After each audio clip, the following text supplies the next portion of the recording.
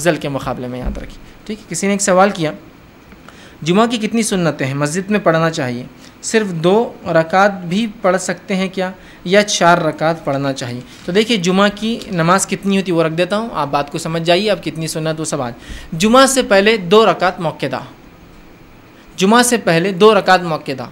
ठीक है, और ये गलत फहमी निकाली सबसे पहले कि जुमा के दिन ज़ोहर और जुमा साथ पढ़ना है, तो वो ज़ोहर की 4 जो मौक़िदा होती लोग पहले पढ़ते हैं उसके बाद 2 जुमा की पढ़ते हैं, जुमा के बाद 4 एहतियाती ज़ोहर पढ़ते हैं, ज़ोहर को उसको नफिल करके, फिर उसके बाद ज़ोहर की जो 2 होती है वो पढ़ते हैं। नहीं, जुमा जिस दिन होता है उस दिन ज़ोहर ख़त्म हो जाती है, जिसको जुमा ना मिले वो ज़ोहर पढ़ेगा। ठीक है, तो अब जुमा आप पढ़े तो जुमा से पहले 2 रकात मौक़िदा, इसके अलावा 2-2 रकात करके आप जितनी चाहे पढ़ना पढ़ सकते हैं, लेकिन 2 मौक़िदा है।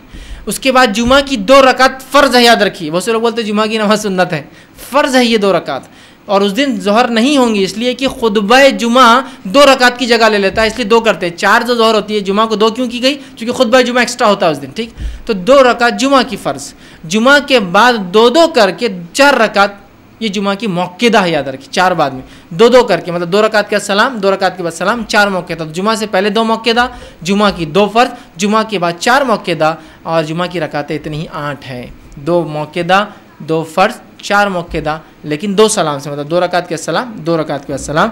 ये है जुमा की नमाज की रकातों की तादाद। इस दिन ज़ोहर नहीं है और एहतियाती ज़ोहर नहीं है, और एहतियाती ज़ोहर के बदले नफिल भी नहीं है। बहुत से लोग 4 ज़ोहर की पढ़ते पहले, जो मौक़िदा रहती पता नहीं, ये नहीं, जुमा ऐसे ही होंगी। याद है। किसी ने एक सवाल किया,